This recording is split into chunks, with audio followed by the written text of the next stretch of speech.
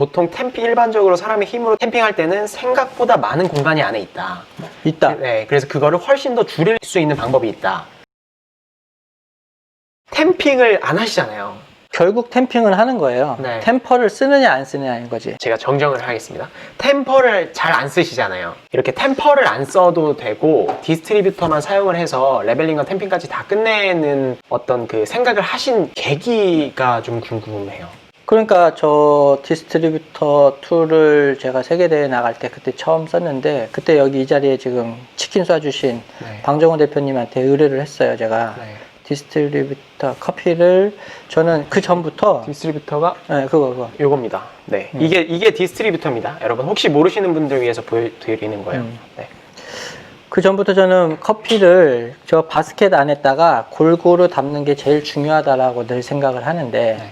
지금까지도 그렇고, 그래서 그거를 뭐 칠침봉이든 뭐든 이렇게 젓는 도구를 통해 가고 커피를 골고루 담는, 아니면 손으로 치든 네. 어떤 방식으로든 커피가 골고루 닿게끔, 아니 골고루 쌓이게끔 네. 만드는 작업을 항상 한 다음에 추출을 해왔거든요. 네.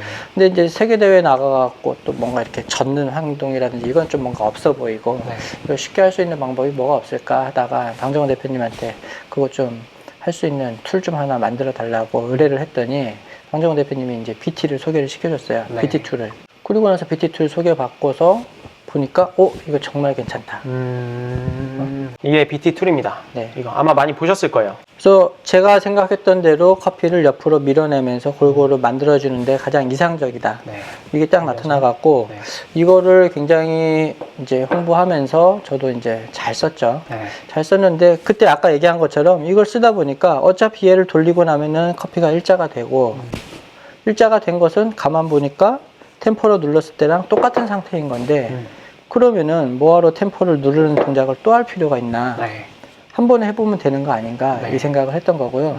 그걸 했던 계기 중에 하나는 저희 커피 템플에서 푹프레스, 이거 자동 템퍼 네. 초창기 모델을 테이스팅 한 적이 있는데, 그때 당시에, 지금도 그렇지만 푹프레스는 압력 설정을 할 수 있어요. 압력을 낮은 압력에서 높은 압력으로.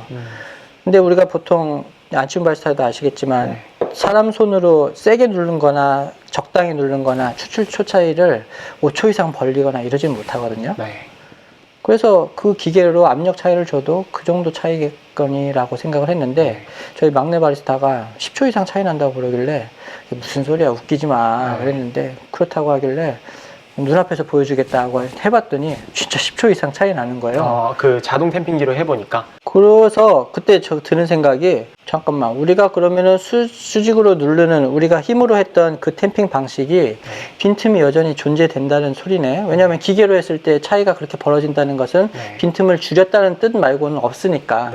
그 다음에 그것 플러스 아까 얘기한 것처럼 디스트리뷰터를 돌렸을 때 어차피 일자가 되는 거면은 템포가 들어가는 깊이까지 한 방에 끝내면 똑같은 거 아니야?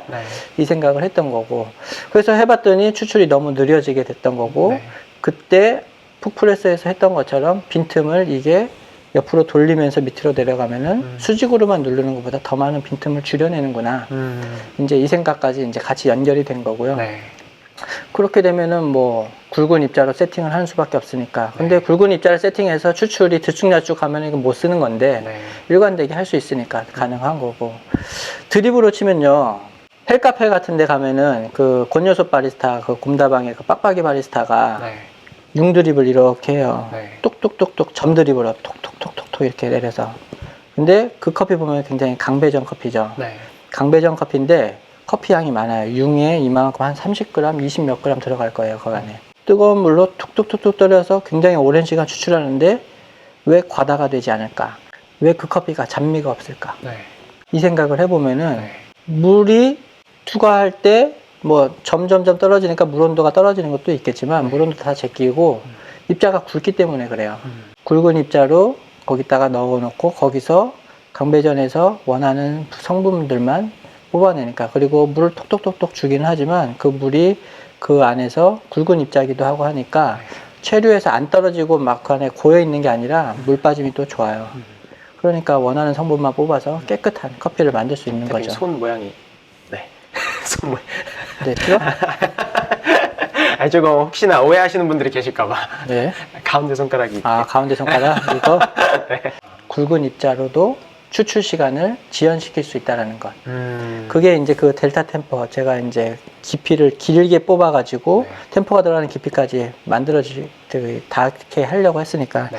길게 뽑아서 만든 디스트리뷰터의 핵심 기능인 거죠.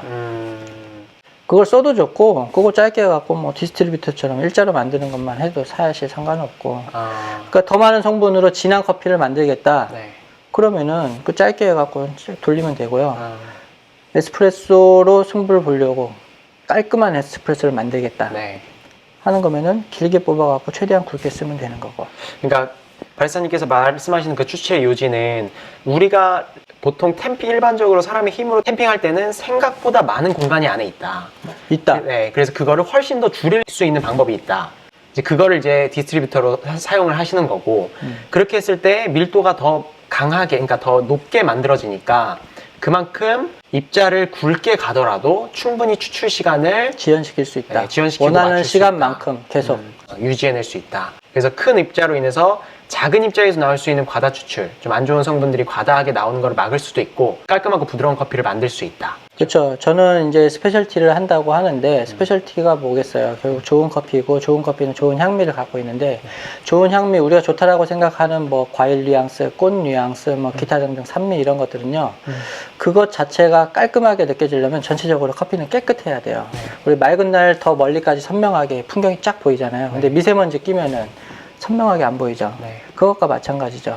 근데 여기서 커피에 있어서 그럼 미세먼지의 역할이, 미세먼지에 해당하는 게 뭐냐? 쓴맛, 떫은 맛, 이 잡미예요, 이게. 네. 잡미를 최소화하면은 풍경은 멀리, 입안에서 느껴지는 그 풍경은 선명해지는 거죠. 그걸 만들어내면 되는 거예요. 그러니까 저는 대회 오랫동안 해왔고, 대회에서는 에스프레소의 점수 비중이 가장 높고, 점수를 에스프레소에서 얼만큼 맞느냐, 이게 이제 중요한 거기도 하다 보니까, 네. 그리고 제 처음부터 커피가 좋아진 다음부터의 제 목표 중에 하나가, 네. 에스프레소 제일 잘 만드는 사람이 내가 되겠다. 저한테 아까 그 누구지? 뭐, 저의 최종 목표 뭐냐고 물어보셨는데, 전 세계 사람들 다 내 커피 먹게 하는 게 제 목표예요. 어차피 하루에 한 잔 먹을 거면은 내 커피 마셔. 내가 제일 맛있게 만들어 줄게. 어떻게 보면은 템핑을 하지 않는다라는 게 물론 이게 용어적인 거지만 이걸 안 쓴다는 거다. 템퍼를 쓰지 않는다는 게 이제 기존의 커피 교육을 받아온 바리스타들 그리고 이제 사실 뭐 저도 포함이 되고 그런 부분에서 그러니까 어떤 패러다임의 전환이잖아요. 사실 이 부분은 템퍼를 안 써도 된다고 이렇게 말씀을 하시는 게 좀 신선하게 다가왔던 것 같아요. 템퍼라는 건 템핑을 하는 도구인 거잖아요. 네. 템핑이 뭐냐고 하면은 분쇄된 커피 가루를 골고루 다져서 물이 닿는 시간을 골고루 만들어주는 도구인 거잖아요. 네. 그리고 템핑이 됐다라는 것은 결국 바스켓 안에 담겨있던 커피가 고른 압력으로 눌려가지고 위에서 떨어진 물이 균일하게 투과해서 성분을 녹인 다음에 떨어지게끔 만드는 거고, 그럼 그 상태를 만들어주면은 템핑이 된 거잖아요. 네. 물이 골고루 닿는 상태를 만들어줄 수 있으면은.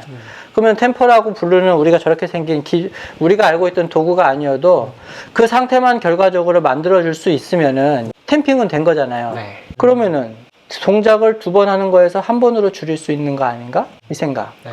그리고 템퍼는 할 때마다 수평이 틀어지기도 하는데 레벨링 툴로 이렇게 돌리면은 레벨링 툴은 턱이 있어갖고 그 턱 높이대로 하니까 수평은 항상 일관되잖아요. 오히려. 네.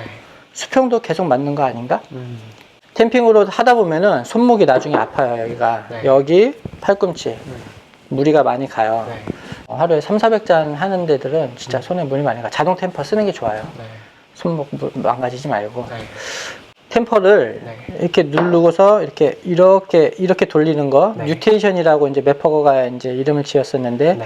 사실 매퍼거가 하기 전에 아주 옛날부터 이렇게 돌려서 템핑하는 방식은 있었어요. 많은 홈바리스타들이 네.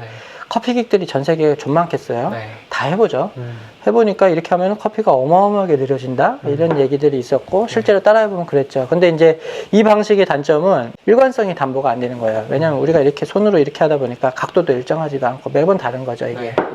그러니까 이게 안 됐었는데, 지금 디스트리뷰터를 길게 뽑아서 하는 방식으로는 그 일관성이 만들어지는 거죠. 이번에 헬카페에서 걔가 게스트 바리스타 했는데, 네. 코로나 터지기 전에 다행히 했는데 그때 하루에 한 450잔 정도 추출했거든요.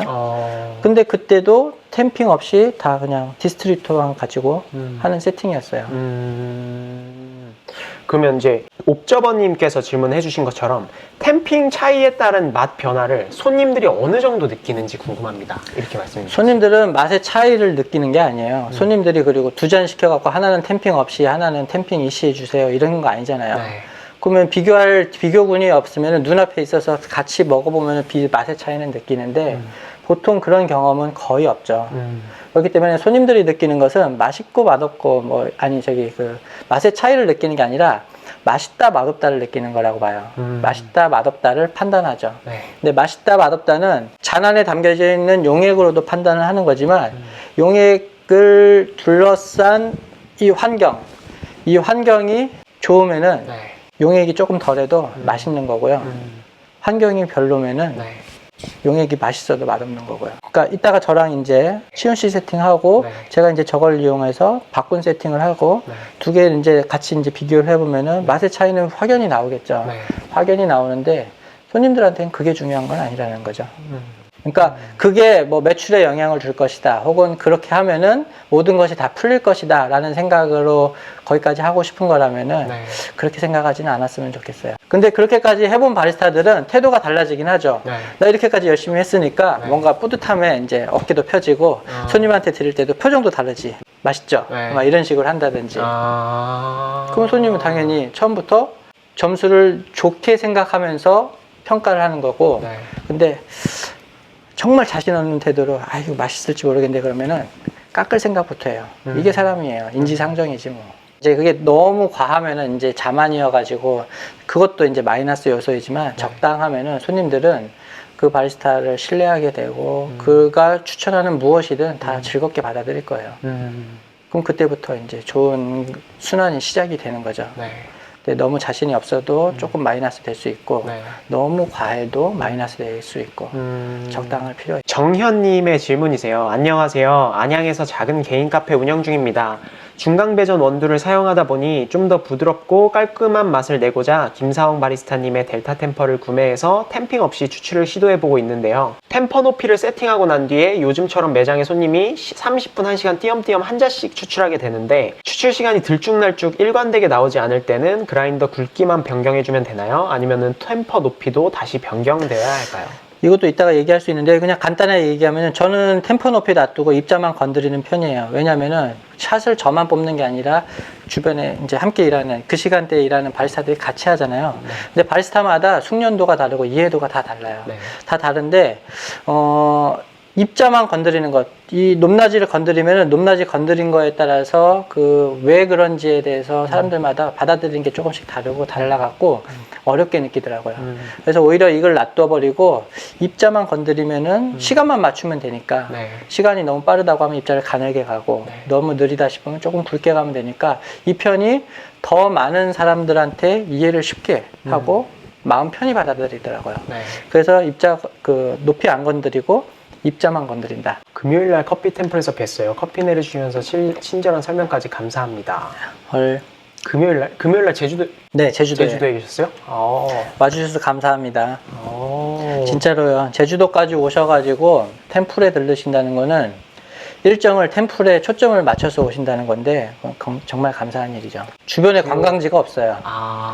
관광지 있으면 관광지 찍고 커피도 한잔 하고 그러면 그냥 너무 좋죠. 근데 템플은 그런 곳에 위치한 곳이 아니어서 대부분 공항에서 오거나 아니면 공항 갈 때 오거나 어떻게든 템플 하나의 목적지로 찍어서 오시는 경우가 대부분이기 때문에 정말 감사하게 생각합니다. 대소크로스님 질문이에요. 안녕하세요. 54mm가 58mm에 비해 훨씬 입자를 굵게 가는 걸로 알고 있는데 이제 54mm랑 58mm는 이제 포터 필터의 그 사이즈인 것 같아요. 바스켓 사이즈. 네.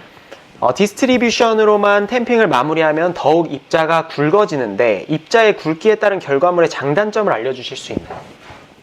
입자가 작을수록 추출 효율이 좋아지겠죠.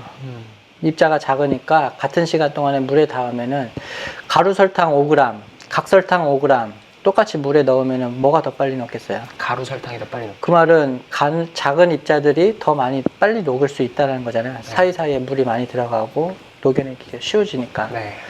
그거를 똑같이 커피로 갖다가 대입을 하면은 굵은 입자하고 가는 입자 상대적으로 네. 굵은 입자와 가는 입자 그럼 당연히 가는 입자가 더 많이 녹겠죠.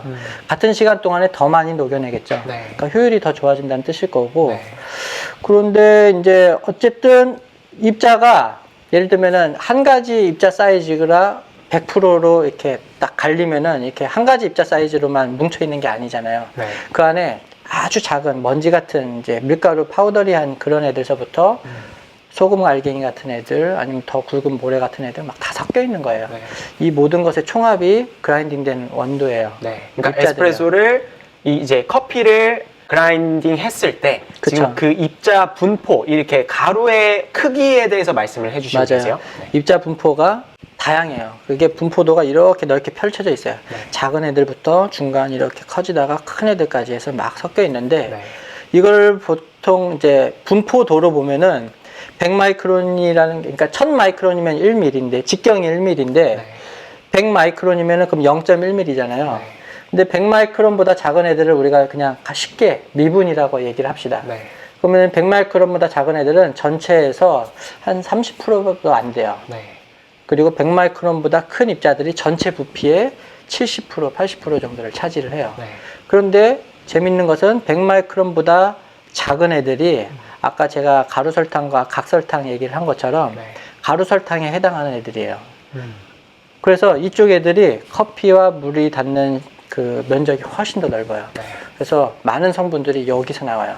전체 부피에서는 적은 부위를 차지하고 있지만 커피 성분, 녹아 나온 성분에서는 여기에서 많은 성분들이 녹아 나오는 거죠.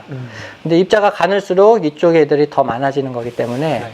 더 많은 성분들로 내보낼 수 있지만 더 많은 과다 추출이 날 수도 있는 구간이죠, 여기가. 네.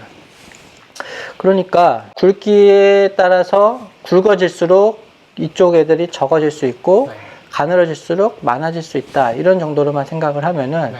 장단점이 있다라기보다도 그거에 따라서 그냥 추출하면은 밸런스를 맞춰가면 되는 것이지 장단점이 있다라고 얘기하기에는 좀 애매하네요. 왜냐면은 두 개는 동시에 있는 거거든요. 네. 입자를 가늘게 하면은 더 많이 녹여내는 거니까 네. 수율을 높일 수 있는 측면이 있지만 네. 과다가 나올 확률도 있는 거고 네. 입자가 굵어진 상태에서 추출한다는 것은 깨끗해질 수도 있지만 네. 반대로 과소가 나올 수도 있는 거고 덜 뽑아낼 수도 있는 거고 라이트해질 수도 있는 거고 네. 이런 식으로. 근데 이제 우리가 세팅을 그냥 건드리지 못하고 그 상태에서 결정된 상태에서 어떻게든 해야 된다라고 생각을 해보면은 네. 그 상태에서는 어떻게든 시간 가지고 밸런스를 잡을 거거든요. 그러니까 밸런스는 잡으면 되는 것이지 네. 뭐 무엇이 더 좋다 나쁘다를 따지고서 이렇게 할 필요는 없는 것 같아요. 자, 그러면 추출을 한번 준비해 보겠습니다. 추가 여기 있긴 해서. 거기 있구나. 네. 와, 뭐야. 와, 12초. 그죠?